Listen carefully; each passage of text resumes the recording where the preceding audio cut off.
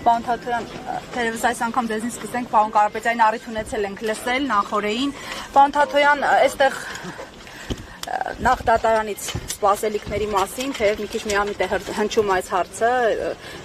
Նոր Հայաստանի օրինաչափությունների համատեքստում ամեն դեպքում։ Իհարկե մեղմ ասած միամիտ է հնչում։ Եվ ուզում ասել, որ Սամվել Կարապետյանն իրականում ոչ թե կամ ոչ միայն քաղբանդարկյալ է, այլ պատանդ է ուղղակի, որովհետև քաղաքական իշխանությունները ակնհայտ է, որ նրան ազատությունից կամ քաղաքական իշխանությունների հրահանգով հարուցված քրեական հետապնդումը ակնհայտորեն ազատություն զրկելը նպատակ ունի հետ պահել նրան իր գործունեությունից եւ սա կարծում եմ վաղուց ծրագրված քայլ էր եւ ուղղորդված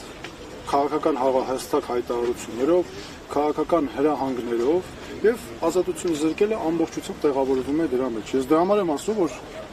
իմ կարծիքով Սամվել Կարապետյանը պատանդի կարգավիճակում է։ Պարոն Թաթոյան, տեսեք, այս ընթացքում մեղադրանք, այսպես ասած, համալրվեց, նոր, այսինքն փոփոխվեց, նոր հանգամանքներ իբրև թե ի հայտ եկան, համենայն դեպս պաշտոնական պարզաբանումն է դա, այս առնչությամբ ձեր դիտարկումները, արդյոք սա կապ ունի նաև Կարապետյանի առաջնորդությամբ, գաղափարական առաջնորդությամբ թափ առած այսպես շարժման հետ։ Գիտեք, այստեղ իրավաբանություն չկա, ես չեմ տեսնում այստեղ իրավաբանություն, այստեղ պարզապես քաղաքական հրահանգների իրավական ձևակերպում է արված եւ արդեն այս պարագայում անիմաստ է, գիտեք, հասկանալ այս հոդվածն է, այն հոդվածն է, ակնհայտ է, որ խոսքը քաղաքական հետապնդման մասին է, ինչ հոդված է ուզունադրվի, քաղաքական հրահանգն է հիմքում։ Հիմա այս արդեն մեծ հաշվով նշանակություն չունի եւ ես այո դա կապում եմ Սամվել Կարապետյանի գործունեության հետ, եկեղեցուն պաշտպանելու նրա գործունեությանը եւ ես նրա արարքում քրեական հետապնդման մասնագետ լինելով քրեական հետապնդման որևէ նշույլ այստեղ չեմ տեսնում։ Պարոն Թաթոյան, եկեղեցու մասին խոսեցիք, ես հենց այդ հարցին անդրադառնամ նաեւ այսօրվա իրողությունների համատեքստում առավոտ շուտ այսպես լույսը բացվեց եկեղեցականների 6 եկեղեցականների ձերբակալության եւ քննչական կոմիտետ անելու լուրով։ Այս առնչությամբ իհարկե ընթերցել եմ ձեր դիտարկումները, այդուհանդերձ նաեւ լայն հանրության համար խնդրեմ ասեք ինչի համար է այսպես արվում, հասկանալի է նաեւ որ արխիվում ինչպես նշել է Փաշինյանը, այսպես Էջմիածնի ազատագրման գործընթացն է, արդյոք նաև պեհափարի համար են ճանապարհ բացում այս ձևով։ Սա ակնհայտ է այսօր սկսված հետապնդումները, այսինքն այսօր չսկսված, շարունակվող այդ քաղաքական սցենարի մի արար, որ այսօր ուղղակի նախաձեռնվել է քահանաների ձերբակալումով, այնտեղ կան նաև աշխարհականներ եւ իհարկե առաջնորդը, թեմի առաջնորդը, ակնհայտ է վարչապետի կարգավիճակն ունեցող Փաշինյանը իր վրա է վերցրել միաժամանակ դատախազի, քննիչի, օպերատիվ աշխատակցի լիազորություններ եւ դրա հենց այդ տրամաբանությամբ էլ գործում է քաղաքական հրահանգներով։ Սա գիտեք ակնհայտ է, որ սա ես մի քանի անգամ շեշտել եմ, որ եկեղեցու նկատմամբ նրա գործունեությունը այլևս քրիստոնեության պաշտպանության հարց է եւ ինքը անընդհատ իրեն դիրքավորում է որպես հայոց եկեղեցու հետևոր, չի կարող մի մարդ հայոց եկեղեցու հետևոր քրիստոնյա լինել, եկեղեցու հետևոր քրիստոնյա կոչվել, որ անընդհատ ատելություն է սերմանում, անընդհատ մարդկանց թշնամացնում է իրար, նրան քաղաքական թիմը նույն այդ կերպ է վարվում եւ տեսեք այսօր ինչ է կատարվում, ինչ է նշանակում այս հոդվածի նշանախ այդ հոդվածը ամբողջությամբ քաղաքական իշխանական քարոզչության արդյունք է, որ հստակ ծրագրված քայլերով եկան հասան ստեղ եւ արդյունքում էլ ինչ ենք տեսնում այդ քրեական օրենսգրքի հոդվածները, որոնք օգտագործվում են ռեպրեսիաների համար, դուք տեսեք ինչ քայլերով են անում, եկեղեցիները փակել են, խուզարկում են, այնտեղ մեր սրբավայրերն են, մենք ստի գնում ենք եկեղեցի, ձեր չենք ուզում տան խորանին, որովհետեւ դրանք սրբավայրեր են մեզ համար։ Կամ մարդկանց տները ինչպես է, ինչ այդ հոդվածի նշանակությունը որտեղ է, որ պետք է մարդկանց տներ գնան խուզարկեն, այսքան մարդ ձերբակալել, կանոնավորել, քրեական դատավարության մեջ սրանք չլսված բաներ են, հասկանում եք, եւ նա սրանով, ես ուզում եմ նաեւ ասել հատուկ իրավապահ մարմիններին, նա սրանով հեղինակազրկում է հանրության աչքի առաջ իրավապահ մարմիններին, հեղինակազրկում է եւ ամբողջությամբ ավերում է մեր արժեքները։ Սա միայն պետք է այս տեսանկյունից դիտել, սրան ուրիշ հիմքեր, ուրիշ անուն պետք չէ տալ։ Պարոն Թաթոյան, մարդու իրավունքների խախտում է արդյոք այն, որ ձերբակալել են չնայած նրան, որ քննչական կոմիտեն հայտնում է, որ ոչ թե ձերբակալվել են, այլ հրավիրվել են հարցաքննության, մասնավորապես այս պարագայում, երբ որ մարդը հրավիրվում է հարցաքննության եւ նրա վայրը հայտնի չէ, սա արդյոք խախտում չէ ինքնին։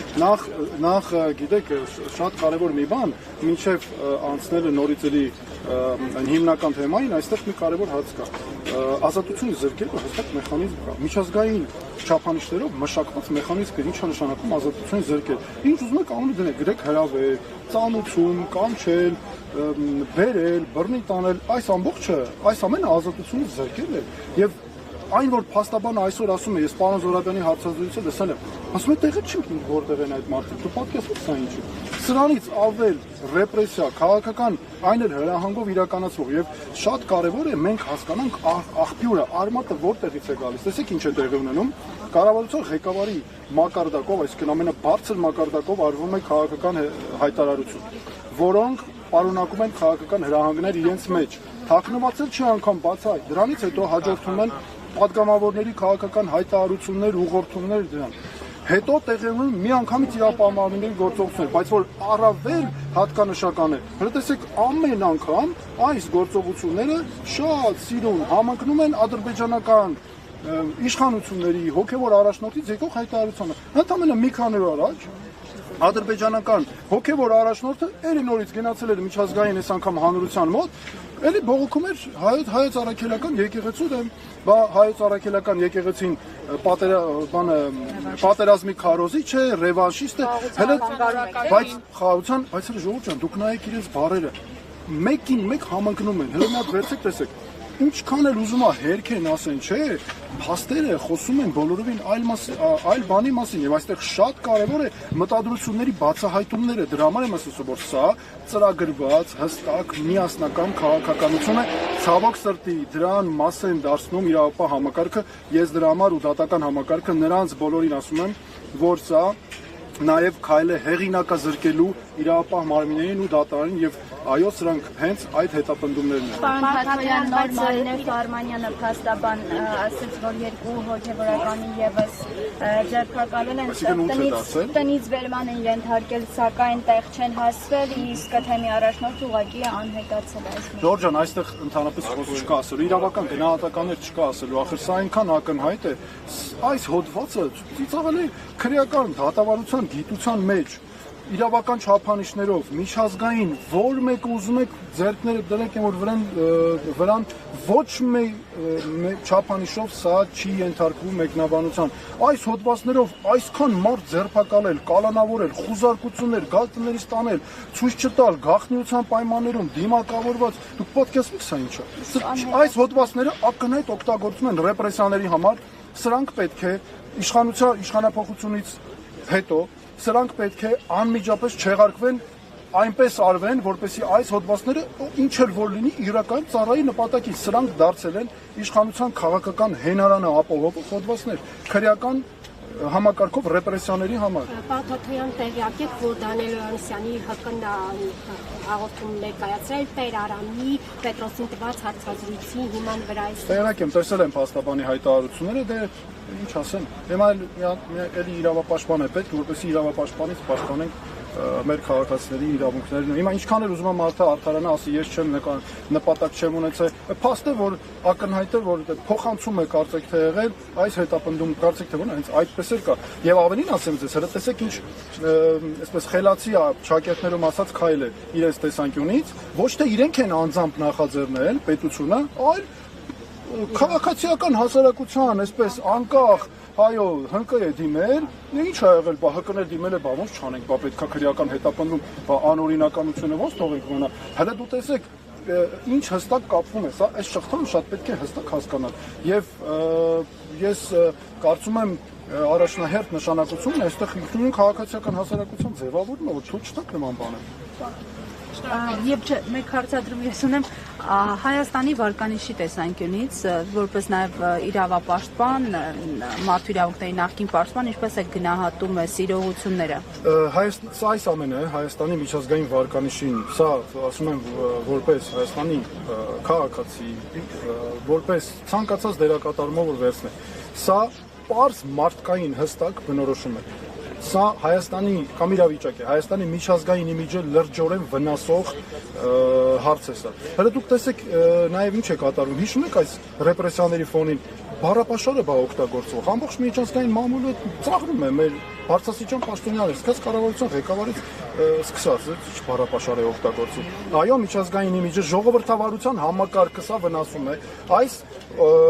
ռեպրեսիաները օրինակ են, թե ինչի է բերում անձնիշխանությունն ու կուսակցապետությունը, եւ սա ժողովրդավարական Հայաստանի իմիջին ուղիղ հարված է, շատ ուժեղ հարված է։ Դրա համար պետք է վերացնել այս անձնիշխանությունը, որ մեր մոտ լինեն ինստիտուտներ, որ ով էլ ինչ ուզում անի, չլինեն ասես ռեպրեսիաներ, կախված է մարդու կամքից։ Այսօր արթնանում է քրիստոնյա, այսօր արթնանում է քրիստոնյա է, վաղը արթնանում է ուրիշ տրամադրությունով, որ դրանով չի կարող երկրի ղեկավարի գործողությունները պայմանավորված լինել։ Դուք քաղաքական հայտ եք ներկայացրել, չեք վախենում ռեպրեսիաներից։ Այստեղ քաղաքական հայտի հարցեր ես չեմ, ես եկել եմ աջակցելու Սամվել Կարապետյանին։ Ես չէ, դուք ռեպրեսիաները գիտեք ինչ կա, եթե մենք չհելնենք, չպայքարենք այս ամեն ինչի դեմ բոլորով միասին, որպեսզի ձերբազատվենք այս ապօրինություններից, հետո դրանից հետո ինչ է, ակնհայտ է, որ այստեղ նման կատեգորիաներով խոսելը անիմաստ է։ Հիմա ես նաև ասում եմ, որ մենք եկել ենք այստեղ աջակցելու, ես եկել եմ աջակցելու Սամվել Կարապետյանին, որպես հանրահռչակ հայ, ով բարեգործություններ է արել, բարերար է մեծ եւ գտնվում է հիմա ապօրինի կալանքի տակ եւ ինչպես ես ասացի, իմ համար նրա այստեղ իրավաբանություն չկա ընդհանրապես եւ այստեղ խոսքը գնում է արդեն պատանդարության մասին։ Հասկանալի է, շնորհակալություն։ Հարգելի հետևողներ, մենք արդեն գնանք